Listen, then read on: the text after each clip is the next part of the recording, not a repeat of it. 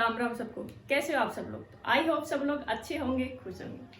चलिए गाइस, तो आज अपन पढ़ेंगे ब्रेस्ट के बारे में। ठीक है, पिछली क्लास में ओबीजी के बारे में अपन पढ़ रहे थे। उसमें अपन ने ओबीजी के इंट्रोडक्शन के बारे में बात की। ठीक है, इंट्रोडक्शन में अपन ने देखा कि ऑब्स्टेट्रिक एंड गायनिकोलॉजी का मतलब क्या होता है। ठीक है, फादर ऑफ ओबीजी किसे कहा जाता है, क्यों कहा गया था, ठीक है, उसने क्या क्या डिस्कवर की थी। ठीक है, उसके बाद में अपन ने पढ़ा था फीमेल रिप्रोडक्टिव सिस्टम। ठीक है, फीमेल रिप्रोडक्टिव सिस्टम में अपन ने देखा था कि जो फीमेल रिप्रोडक्टिव सिस्टम है उसको 3 टाइप्स में डिवाइड किया गया था। टाइप फर्स्ट जो था उसमें था external genital organ, type second में था इंटरनल जेनाइटल ऑर्गन, और टाइप थर्ड जो था उसमें था एसेसरी ऑर्गन। ठीक है, और एसेसरी ऑर्गन में क्या आता है, ब्रेस्ट। ठीक है, इंटरनल जेनाइटल ऑर्गन में अपन ने पढ़ा था वेजाइना के बारे में, यूट्रस के बारे में, फैलोपियन ट्यूब के बारे में, ओवरी के बारे में, ये सारी की सारी चीजें अपन ने डिटेल से पढ़ी। तो अब अपन एसेसरी ऑर्गन में बात करते हैं ब्रेस्ट के बारे में। ठीक है, तो देखिए ब्रेस्ट क्या होता है। तो ब्रेस्ट जो होता है वो क्या होता है, मेमरी ग्लैंड होती है। क्या है ये, मेमरी ग्लैंड है। ठीक है, और ये क्या है, एक एसेसरी ऑर्गन है जो क्या करता है, बेबी को न्यूट्रिशन प्रोवाइड करते हैं। अगर बात करें इसके फंक्शन की, तो ब्रेस्ट जो होता है वो क्या करता है, क्या फंक्शन होता है, तो ये क्या करता है, मिल्क का फॉर्मेशन करता है एंड इजेकुलेशन करता है। ठीक है, तो ब्रेस्ट जो होता है वो क्या करता है, मिल्क का formation, milk formation and ejaculation of milk, ejaculation. ठीक है, तो ये क्या करता है, मिल्क का फॉर्मेशन करता है और मिल्क का इजेकुलेशन करते हैं। ठीक है, इसके लोकेशन की अपन बात करें, क्वेश्चन एग्जाम में भी पूछा गया है।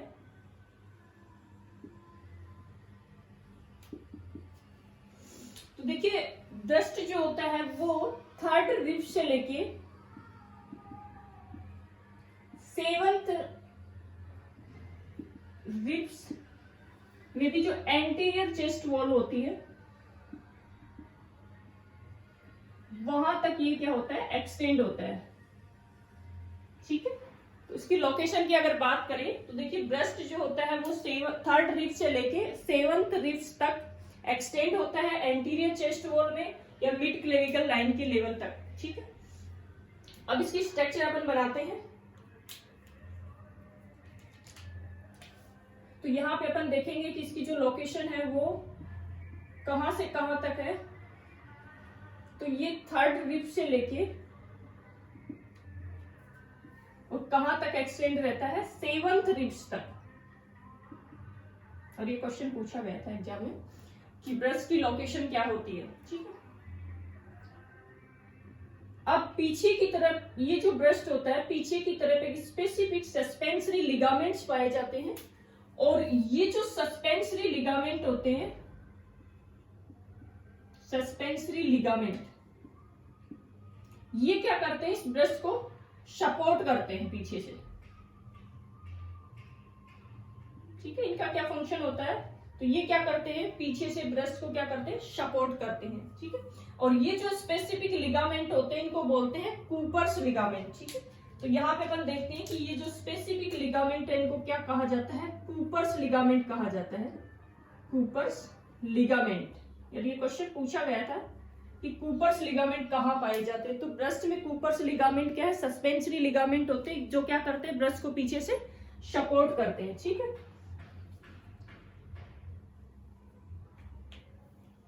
ठीक है, इसके अलावा जो ब्रेस्ट होता है उसमें एक स्पेसिफिक टाइप की मसल्स पाई जाती है। तो ये अपन डायग्राम बनाते हैं इसका।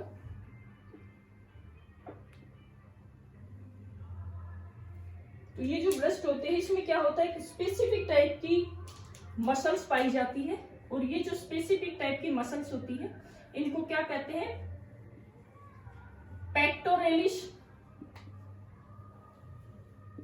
Major muscles.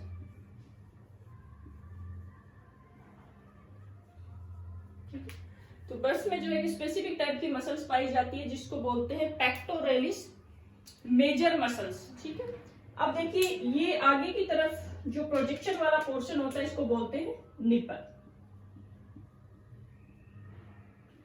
अब ये जो निपल होता है इसके चारों तरफ हाइपर पिगमेंटेड एरिया पाया जाता है इस तरीके से, और ये जो हाइपर पिगमेंटेड एरिया होता है, इस हाइपर पिगमेंटेड एरिया जो है इसको क्या कहा जाता है, प्राइमरी एरियोला।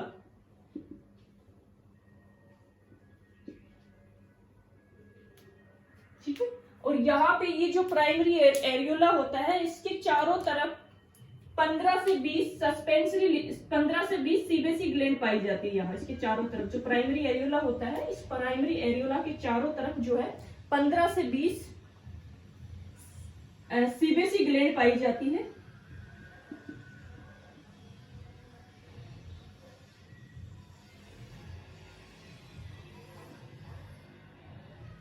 ठीक है, अब ये जो सीबेसी ग्लैंड होती है ये क्या होती है, नॉन प्रेग्नेंट स्टेज में इनविजिबल होती है। ठीक है, अगर अपन बात करें इसकी तो नॉन प्रेग्नेंट स्टेज में क्या होते हैं, ये इनविजिबल होते हैं, दिखाई नहीं देते हैं।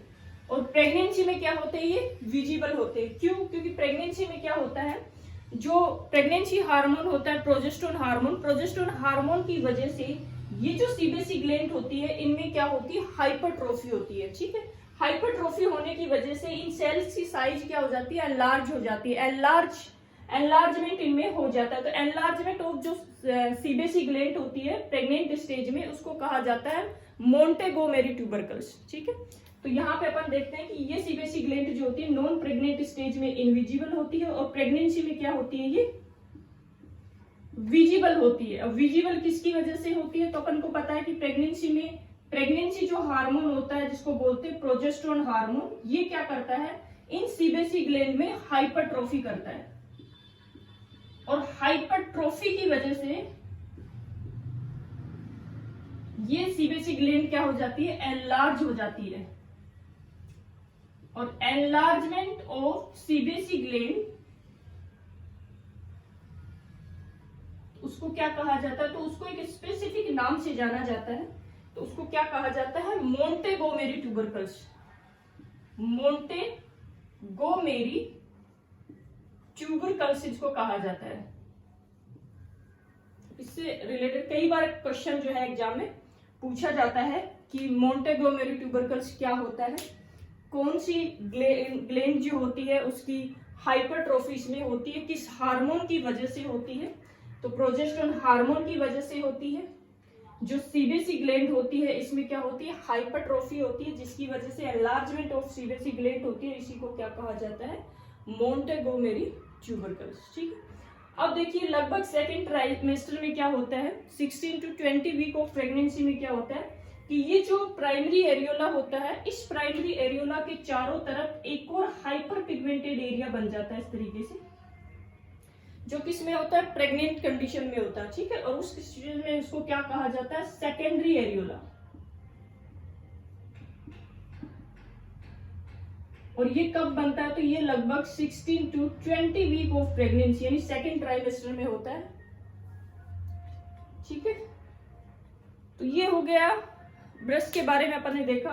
ठीक है, तो ब्रेस्ट जो होता है उसकी लोकेशन की अगर बात करें तो ये कहां से, थर्ड रिब से लेके 7th रिब्स तक एक्सटेंड होता है। ठीक है, उसके बाद में अपन ने देखा कि पीछे की तरफ इसमें कुछ स्पेसिफिक सस्पेंसरी लिगामेंट पाए जाते हैं, और ये जो सस्पेंसरी लिगामेंट होते हैं इनको क्या कहा जाता है, कूपर्स लिगामेंट कहा जाता है। ठीक है, और ये कूपर्स लिगामेंट क्या करते हैं, ब्रेस्ट को पीछे से सपोर्ट करते हैं। ठीक है, इसके बाद अपन ने बात की कि इसमें एक स्पेसिफिक टाइप की मसल्स पाई जाती है जिसको पेक्टोरिस मेजर मसल्स भी कहा जाता है। ठीक है, उसके बाद में अपन ने देखा कि आगे की तरफ जो निप्पल होता है उस निप्पल के चारों तरफ एक हाइपर पिगमेंटेड एरिया पाया जाता है जिसको प्राइमरी एरियोला कहा जाता है। ठीक है, अब ये जो प्राइमरी एरियोला होता है, इस प्राइमरी एरियोला के चारों तरफ लगभग 50 से 20 सीबेसी ग्लैंड पाई जाती है, और ये सीबेसी ग्लैंड जो होती है वो नॉन प्रेग्नेंट स्टेज में क्या होती है, इनविजिबल होती है। ठीक है, अब प्रेगनेंसी में क्या होती है, ये विजिबल होती है। क्यों होती है, क्योंकि अपन ने देखा कि प्रेगनेंसी में क्या होता है, प्लासेंटा के द्वारा एक प्रेगनेंसी हार्मोन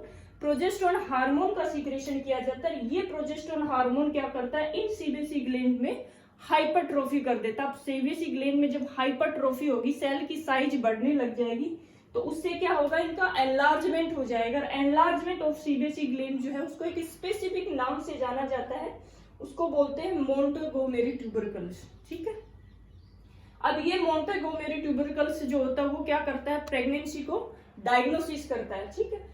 अब अपन ने देखा कि इस प्रेगनेंसी के दौरान क्या होता है कि ये जो प्राइमरी एरियोला होता है, इस प्राइमरी एरियोला के चारों तरफ एक और हाइपर पिगमेंटेड एरिया बन जाता है, जिसको क्या कहा जाता है, सेकेंडरी एरियोला, ठीक है। और ये जो सेकेंडरी एरियोला होता है ये कब होता है, तो ये लगभग होता है 60 से 20 वीक ऑफ प्रेगनेंसी में, ठीक है। अब अपन बात करते हैं नॉर्मली कि जो निप्पल होती है उसकी पोजीशन कहाँ होती है। तो यहाँ पे ये जो निप्पल है इसकी पोजीशन, नॉर्मल पोजीशन कहाँ होती है, तो ये होती है 4th इंटरकोस्टल स्पेस में।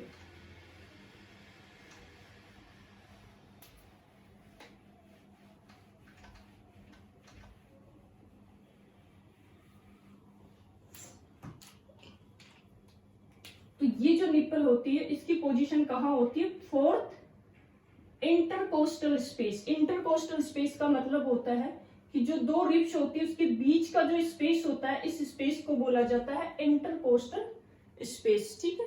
तो कौन से स्पेस में होती है, फोर्थ जो इंटरकोस्टल स्पेस होता है वहां पे निप्पल की लोकेशन होती है। अब अपन अगर एपिकल पल्स अगर अपन देखें,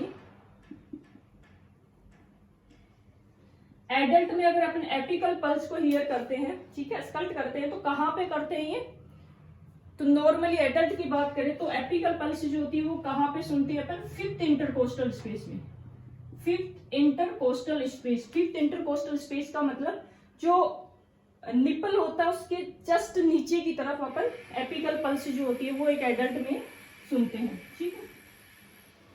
अब देखिए प्रेगनेंसी की अगर अपन बात करें तो प्रेगनेंसी में अगर ये एपिकल पल्स जो होती है वो 5th इंटरकोस्टल में न होके कहां पे सुनते हैं, 4th इंटरकोस्टल स्पेस में प्रेगनेंसी में। और जो इन्फेंट बेबी होता है डिलीवरी के बाद 1 ईयर का जो बेबी होता है जिसको क्या बोलते हैं, इन्फेंट कहा जाता है। तो प्रेग्नेंट मदर में और इन्फेंट जो बेबी होता है उसमें अगर एपिकल पल्स अपन सुनेंगे तो वो कहां पे सुनेंगे, 4th इंटरकोस्टल स्पेस में।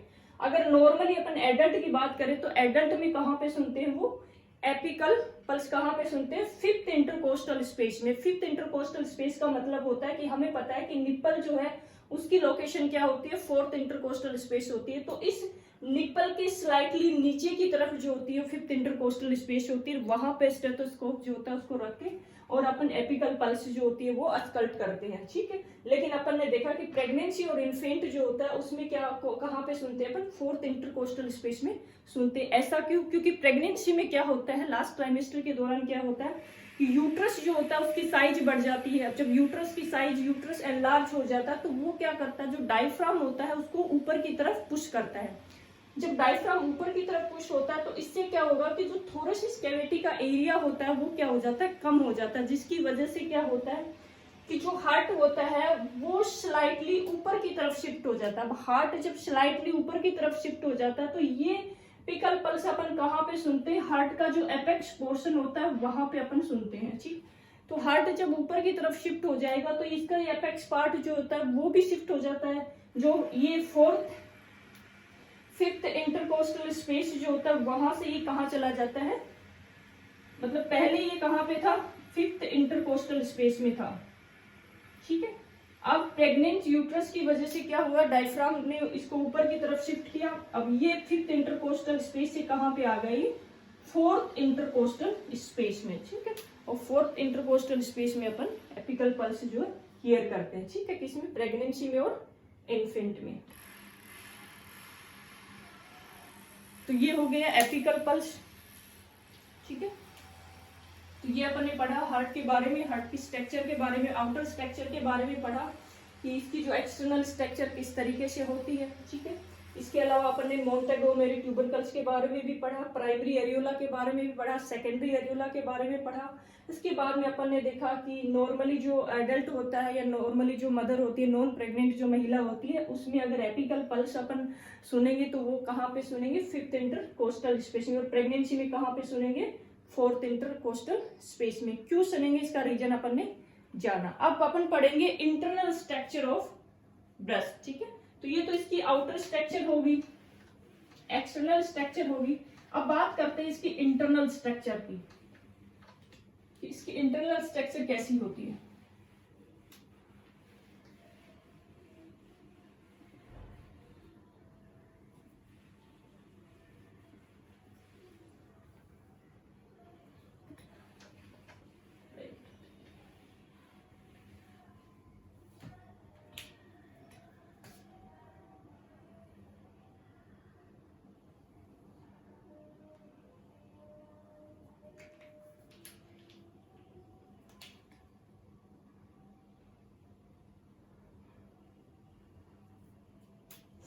देखिए ब्रेस्ट के इंटरनल स्ट्रक्चर की अपन बात करें तो इसमें बहुत सारी ऐसी एल्वियोलाई पाई जाती है, और ये एल्वियोलाई जो होती है ये ब्रेस्ट की सबसे स्मॉलेस्ट यूनिट होती है, ठीक है, स्मॉलेस्ट यूनिट ऑफ ब्रेस्ट। ये क्वेश्चन कई बार पूछा गया है कि ब्रेस्ट की सबसे स्मॉलेस्ट यूनिट क्या होती है, तो इस तरीके से ये ब्रेस्ट में क्या इंटरनली ऐसे एल्वियोलाई पाई जाती है, और ये क्या होती है, इसकी सबसे स्मॉलेस्ट यूनिट होती है, ठीक है। अब ये क्या करती है, तो ये क्या करती है, मिल्क का फॉर्मेशन करती है। क्वेश्चन पूछिए आपसे कि मिल्क का फॉर्मेशन किसमें होता है, ब्रेस्ट की एल्वियोलाई जो होती है वो क्या करती है, मिल्क का फॉर्मेशन करती है। तो यहाँ पे ये एल्वियोलाई जो होती है ये क्या करती है, प्रेगनेंसी में क्या करती है, मिल्क का फॉर्मेशन करती है। अब मिल्क का फॉर्मेशन जो होता है वो कौन से हार्मोन की वजह से होता है, तो जो प्रोलैक्टिन हार्मोन होता है, ये प्रोलैक्टिन हार्मोन क्या करता है, इस एल्वियोलाई के द्वारा प्रेगनेंसी में मिल्क का फॉर्मेशन करवाता है, ठीक है। तो यहाँ पे ये एल्वियोलाई जो होती है ये क्या करती है, मिल्क का फॉर्मेशन करती है। अब ये एल्वियोलाई जो होती है इसे आगे की तरफ इसमें से ट्यूब्स पाई जाती है, और ये जो ट्यूब्स होती है इसको बोलते हैं मेमरी ट्यूबल्स, मेमरी ट्यूबल्स इनको कहा जाता है, ठीक है। अब यहाँ पे ये सारी की सारी ट्यूब्स जो होती है वो आगे जाके एक लार्ज ट्यूब का फॉर्मेशन करती है, ठीक है। अब ये जो लार्ज ट्यूब बनती है इसको बोलते हैं मेमरी ट्यूब,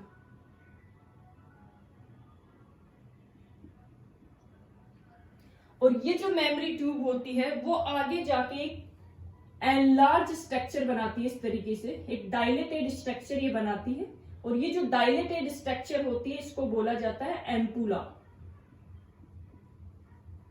ठीक है। तो यहाँ पे ये जो मेमरी ट्यूब्स होती है ये आगे जाके एक डायलेटेड स्ट्रक्चर का फॉर्मेशन करती है, और ये जो डायलेटेड स्ट्रक्चर होती है इसको क्या कहा जाता है, एम्पुला कहा जाता है। और ये एम्पुला जो होता है यहाँ पे क्या होता है, मिल्क का स्टोरेज होता है, ठीक है। तो एम्पुला क्या करता है, मिल्क का स्टोरेज करता है। मिल्क का स्टोरेज कहाँ पे होता है, एम्पुला में होता है, और मिल्क का फॉर्मेशन किस में होता है, इस एल्वियोलाई में होता है, ठीक है। तो यहाँ से मिल्क का फॉर्मेशन हुआ और इस एम्पुला में मिल्क क्या हो गया, स्टोर हो गया, ठीक है।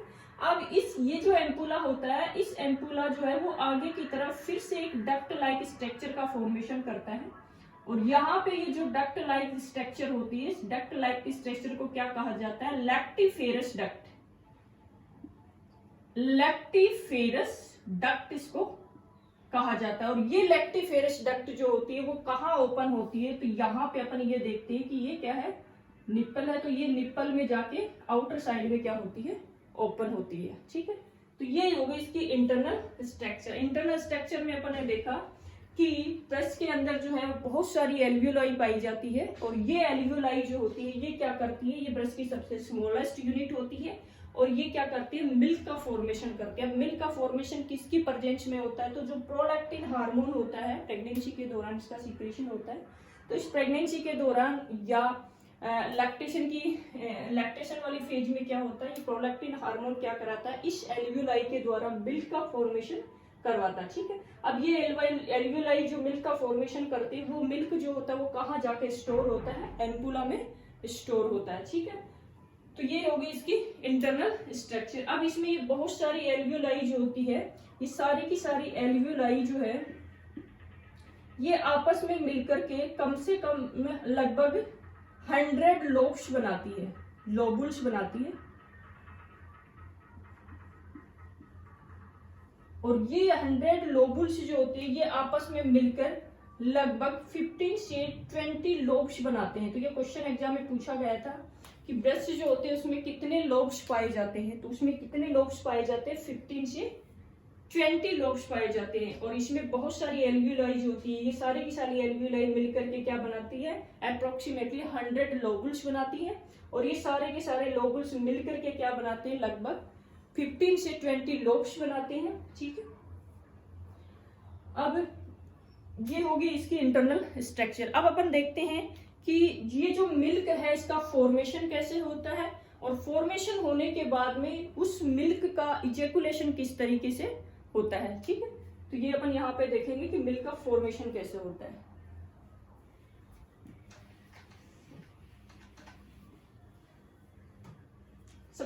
अपन देखते हैं formation of milk. Formation of milk.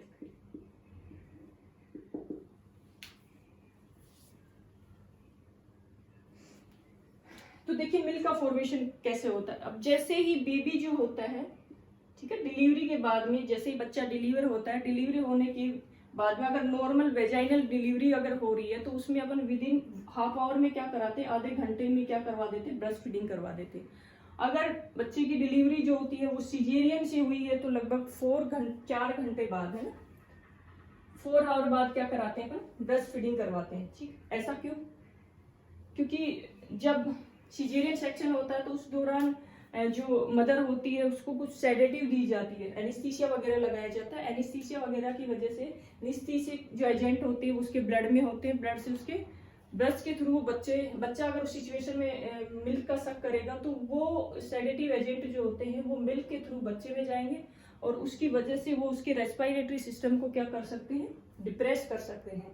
इस वजह से सीजेरियन सेक्शन अगर होता है तो उसमें क्या करते हैं, 4 घंटे बाद ब्रेस्ट फीडिंग करवाते हैं। और अगर नॉर्मल वेजाइनल डिलीवरी होती है तो डिलीवरी होने के तुरंत बाद आधे घंटे के अंदर अंदर क्या करवा देते हैं, ब्रेस्ट फीडिंग स्टार्ट करते हैं। ठीक है, तो देखिए जैसे ही बच्चा जो होता है वो मदर के इस निप्पल को जब सक करता है, सक करने के बाद में यहाँ पे जो सस्पेंसरी जो सेंसरी न्यूरॉन्स होती हैं ये इंफॉर्मेशन लेके कहाँ जाती है, तो जो master of the master gland होती है जिसको क्या बोलते हैं अपन, हाइपोथैलेमस कहा जाता है। तो ये इंफॉर्मेशन लेके कहाँ जाती है, हाइपोथैलेमस के पास जाती है। अब यहाँ से इंफॉर्मेशन हाइपोथैलेमस के पास गई। अब अपन को पता है कि हाइपोथैलेमस के नीचे की तरफ क्या पाई जाती है, पिट्यूटरी ग्लैंड पाई जाती है। पिट्यूटरी ग्लैंड के 2 पार्ट होते हैं, एक एंटीरियर पार्ट होता है, एक पोस्टीरियर पार्ट होता है। जो एंटीरियर पार्ट होता है उसको एडिनो हाइपोथीसिस कहा जाता है और जो पोस्टीरियर होता है उसको क्या कहा जाता है, न्यूरो हाइपोथीसिस। तो यहाँ पे अपन को पता है कि एक हार्मोन पाया जाता है, ये जो हार्मोन होता है इसको बोलते हैं प्रोलैक्टिन हार्मोन। ये प्रोलैक्टिन हार्मोन का क्या फंक्शन होता है, ये क्या करता है, मिल्क का फॉर्मेशन करता है। ठीक है, तो यहाँ से ये हाइपोथैलेमस जो होता है वो इंफॉर्मेशन लेके कहाँ जाएगा, पिट्यूटरी ग्लैंड का जो एडिनो हाइपोथीसिस वाला पार्ट होता है वहां पे ये क्या करता है, इस प्रोलैक्टिन हार्मोन की सीक्रेशन को क्या करेगा, स्टिमुलेट करेगा। ठीक है, तो यहाँ पे ये प्रोलैक्टिन हार्मोन का सीक्रेशन होगा। अब ये प्रोलैक्टिन हार्मोन क्या करेगा, ब्लड के थ्रू कहाँ पे जाएगा,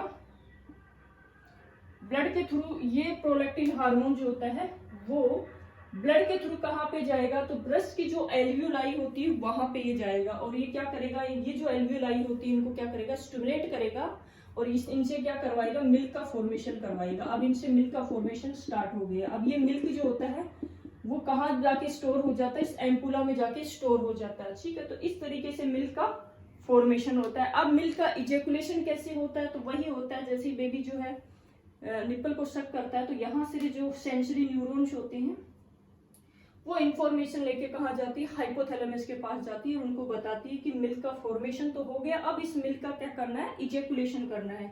तो अब ये क्या करता है, इंफॉर्मेशन किसके पास भेजेगा, पोस्टीरियरली या न्यूरो हाइपोथीसिस वाले पार्ट। तो पिट्यूटरी ग्लैंड के जो पोस्टीरियर पार्ट होता है जिसको न्यूरो हाइपोथीसिस कहा जाता है, यहाँ पे हमें पता है कि 2 हार्मोन पाए जाते हैं। एक तो हार्मोन होता है ऑक्सीटोसिन हार्मोन, दूसरा होता है एडीएच हार्मोन।